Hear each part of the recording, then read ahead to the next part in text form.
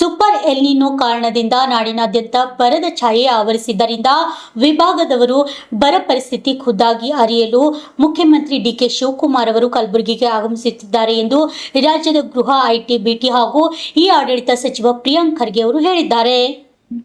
ಈ ಒಂದು ಪತ್ರಿಕಾಗೋಷ್ಠಿಗೆ ಆಗಮಿಸಿದಂಥ ಮಂತ್ರಿಗಳಾದಂಥ ಡಾಕ್ಟರ್ ಶ್ಯಾಮಪ್ರಕಾಶ್ ಸಾಹೇಬ್ರೆ, ಹಿರಿಯರಾದಂಥ ಎಂ.ವೈ. ಪಾಟೀಲ್ ಸಾಹೇಬ್ರೆ, ಜಗದೇವ್ ಗುತ್ತೇದಾರ್ ಅವರೇ, ಶ್ರೀ ಯಲ್ಲಂಪ್ರಭು ಅವರೇ, ಕಮಕ್ನೂರ್ ಅವರೇ, ಮಜಾರ್ ಅವರೇ ಹಾಗೂ ಪ್ರವೀಣ್ ಅವರೇ ಹಾಗೂ ಎಲ್ಲ ನಮ್ಮ ಮಾಧ್ಯಮದ ಸ್ನೇಹಿತರು,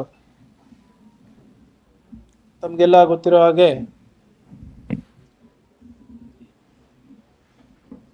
ಈಗ 3-4 ವಾರದಿಂದ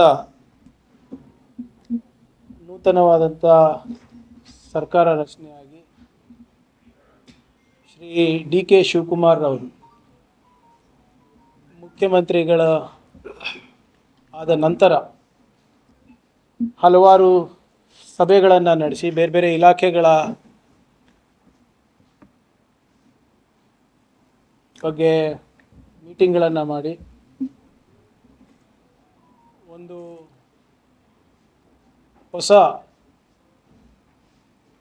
ಸಂಕಲ್ಪ ಮತ್ತು ದಿಕ್ಕನ್ನು ಈ ಸರ್ಕಾರಕ್ಕೆ ನೀಡ್ತಾರೆ.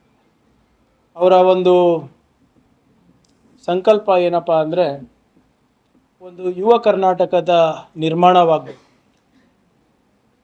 ಅವರ ಒಂದು ಗುರಿ ಏನಂದರೆ, ನಮ್ಮ ಮುಂದಿನ ಕರ್ನಾಟಕದ ಭವಿಷ್ಯ ಯುವಕರ ಕೈನಲ್ಲಿದೆ. ಸೊ ಒಂದು ಯುವ ಯುಗ ಪ್ರಾರಂಭ ಮಾಡಬೇಕು. ಅದಕ್ಕೋಸ್ಕರ ಅವರು ಹೊಸ ನೀತಿಗಳನ್ನು ಇರ್ಬೋದು, ಹೊಸ ಉದ್ಯೋಗ ಅವಕಾಶಗಳಿರ್ಬೋದು, ಸರ್ಕಾರಿ ಹುದ್ದೆಗಳನ್ನು ಭರ್ತಿ ಮಾಡೋದು ಇರ್ಬೋದು, ಮತ್ತು ಹೊಸ ಯೋಜನೆಗಳನ್ನು ಅವರು ಆಲೋಚನೆ ಮಾಡ್ತಾರೆ. ವಿಶೇಷವಾಗಿ ಕಿತ್ತೂರು ಕರ್ನಾಟಕ ಮತ್ತು ಕಲ್ಯಾಣ ಕರ್ನಾಟಕದ ಬಗ್ಗೆ ಅವರು ಒಂದು ನೀಲಿ ನಕ್ಷೆ ತಯಾರು ಮಾಡಬೇಕು ಆರ್ಥಿಕ ಪ್ರಗತಿಗೆ ಅಂತ ಈಗಾಗಲೇ ಸೂಚನೆಯನ್ನು ಕೊಟ್ಟಿದ್ದಾರೆ. ಅದು ಕೂಡ ಮುಂಬರುವ ದಿನಗಳಲ್ಲಿ ತಮ್ಮ ಮುಂದೆ ಸರ್ಕಾರ ವತಿಯಿಂದ ಪ್ರಸ್ತಾಪ ಆಗುತ್ತೆ. ಮತ್ತು ತಮಗೆಲ್ಲರಿಗೂ ಗೊತ್ತಿರೋ ಹಾಗೆ ಮುಂಬರುವ ತಿಂಗಳು ನಮ್ಮ ರಾಜ್ಯದ ಜನರಿಗೆ ಮತ್ತು ರೈತರಿಗೆ ಭಾಳ ಕಷ್ಟದ ದಿನಗಳು ಎದುರಿಸಬೇಕಾಗ್ತದೆ. ಇದು ಬರೀ ಕರ್ನಾಟಕ ರಾಜ್ಯಕ್ಕೆ ಸೀಮಿತ ಅಲ್ಲ, ಇಡೀ ದೇಶಕ್ಕೆ ಮತ್ತು Asia, south America, parts of Europe ಮತ್ತು ಆಸ್ಟ್ರೇಲಿಯಾಗೂ ಕೂಡ ಒಂದು ಪ್ರಕೃತಿಯ ವಿಕೋಪ.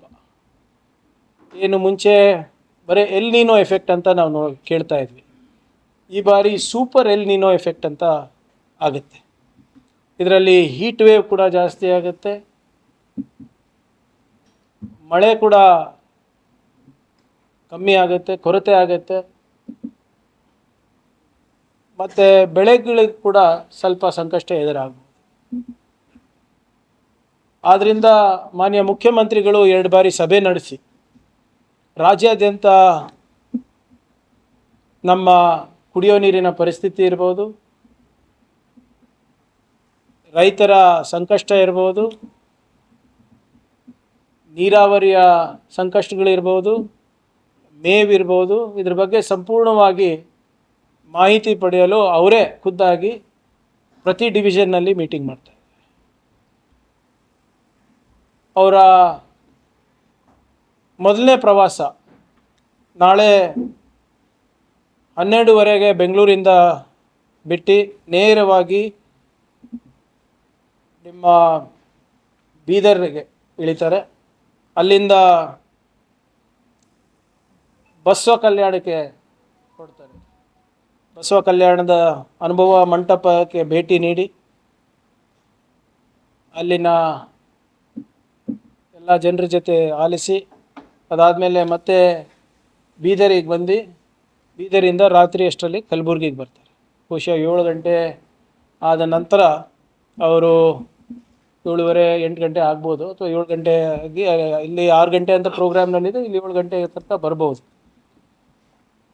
ಸೊ ಇಲ್ಲಿ ಕಲಬುರಗಿನಲ್ಲಿ ಅವರು ಬಂದ ನಂತರ ಮೊದಲನೇ ಬಾರಿಗೆ ಕಾಂಗ್ರೆಸ್ ಕಚೇರಿಗೆ ಭೇಟಿಯನ್ನು ನೀಡ್ತಾರೆ. ಅದಾದಮೇಲೆ ಇನ್ನೂ ಕನ್ಫರ್ಮ್ ಆಗಿಲ್ಲ, ಅವರ ಒಂದು ಯಾವ ಟೈಮಿಗೆ ಬರ್ತಾರೆ ನೋಡ್ಕೊಂಡು